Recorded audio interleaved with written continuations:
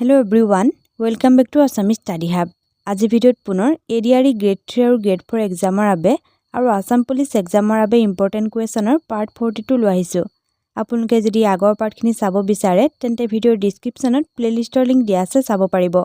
আজিৰ প্ৰথম প্ৰশ্ন হৈছে According to Census 2011, which is the most populous district of India? লোকপিয়ল 2011 অনুসৰি ভাৰতৰ আটাইতকৈ জনবহুল জিলা কোনখন? শুদ্ধ উত্তৰ হ'ব অপচন বি থানে। 2011 বৰ্ষৰ লোকপিয়ল অনুসৰি ভাৰতৰ আটাইতকৈ জনবহুল জিলা হৈছে মহাৰাষ্ট্ৰৰ থানে, আটাইতকৈ কম জনবহুল জিলা হৈছে অৰুণাচল প্ৰদেশৰ Dibang valley. Next question, which is the largest iron producing state of India? ভাৰতৰ আটাইতকৈ ডাঙৰ লো উৎপাদক ৰাজ্য কোনখন? শুদ্ধ উত্তৰ হ'ব অপচন বি উৰিষ্যা। উৰিষ্যা ভাৰতৰ আটাইতকৈ ডাঙৰ লো উৎপাদক ৰাজ্য।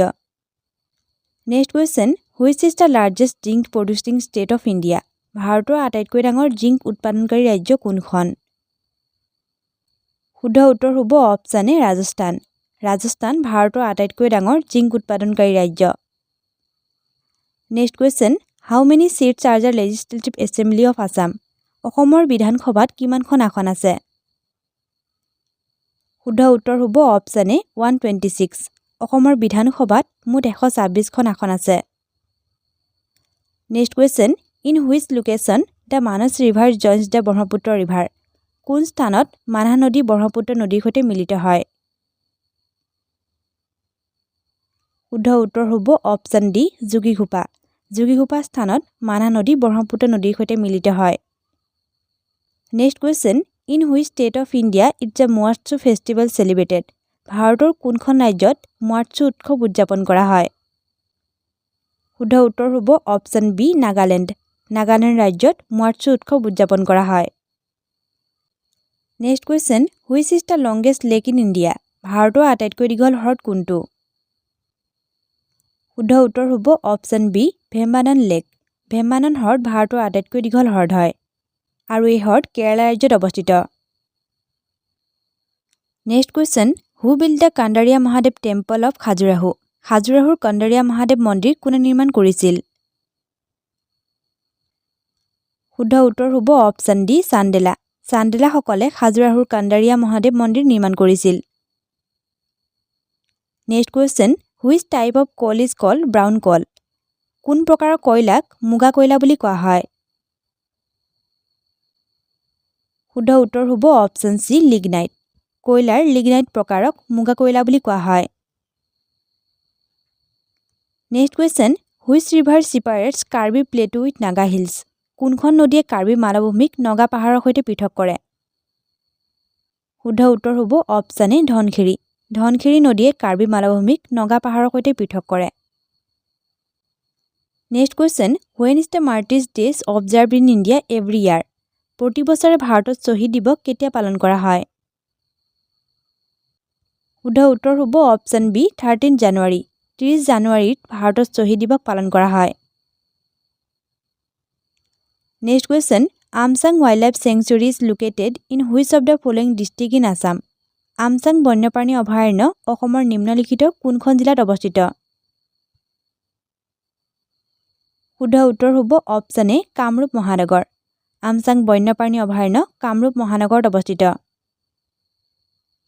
Next question, the Kolar gold fields is located in which state? Kolar স্বৰ্ণক্ষেত্ৰ কোনখন ৰাজ্যত অৱস্থিত? শুদ্ধ উত্তৰ হ'ব অপচন এ কৰ্ণাটক। কোলাৰ স্বৰ্ণক্ষেত্ৰ কৰ্ণাটক ৰাজ্যত অৱস্থিত। Next question, what is studied in entomology? এণ্টম'লজিত কি অধ্যয়ন কৰা হয়? শুদ্ধ উত্তৰ হ'ব অপচন বি কীট পতংগৰ। এণ্টম'লজিত কীট পতংগৰ অধ্যয়ন কৰা হয়। Next question, which one is the left bank tributary of Barak river? Barak নদীৰ বাওঁপাৰৰ উপনৈ কোনটো? অপচনকেইটাৰ ভিতৰত শুদ্ধ উত্তৰ হ'ব অপচন বি সোনাই নদী। Next question, which of the following river is known as Kameng in Arunachal Pradesh? নিম্নলিখিত কোনখন নদীক অৰুণাচল প্ৰদেশত কামেং নামেৰে জনা যায়? শুদ্ধ উত্তৰ হ'ব অপচন এ জিয়া ভৰলী। জিয়া ভৰলী নদীক অৰুণাচল প্ৰদেশত কামেং নামেৰে জনা যায়। Next question, Rangaswamy cup is related to which sport? Rangaswamy cup কোনটো খেলৰ সৈতে সম্পৰ্কিত? শুদ্ধ উত্তৰ হ'ব option D hockey Rangaswamy cup hockey খেলৰ সৈতে সম্পৰ্কিত next question which city of Assam has the largest dry fish market of Asia এছিয়াৰ সৰ্ববৃহৎ শুকান মাছৰ বজাৰ অসমৰ কোনখন চহৰত আছে শুদ্ধ উত্তৰ হ'ব অপশ্যন বি জাগিৰোড এছিয়াৰ সৰ্ববৃহৎ শুকান মাছৰ বজাৰ অসমৰ জাগিৰোডত অৱস্থিত next question earth day celebrated on ধৰিত্ৰী দিৱস কেতিয়া পালন কৰা হয় শুদ্ধ উত্তৰ হ'ব অপশ্যন সি 22 এপ্ৰিল 22 এপ্ৰিলত ধৰিত্ৰী দিৱস পালন কৰা হয় last question Kathanibari Ghat a collection of short stories was written by Kathanibari Ghat চুটিগল্পৰ সংকলন কোনে লিখিছিল শুদ্ধ উত্তৰ হ'ব অপশ্যন ডি মহিম বৰা কাঠনিবাৰী ঘাট চুটিগল্পৰ সংকলন মহিম বৰাই লিখিছিল ইয়াৰ আগৰ পাৰ্টত আপোনালোকক সোধা প্ৰশ্ন আছিল what is the reason for the red colour of blood তেজৰ ৰঙা ৰং কিহৰ কাৰণে হয়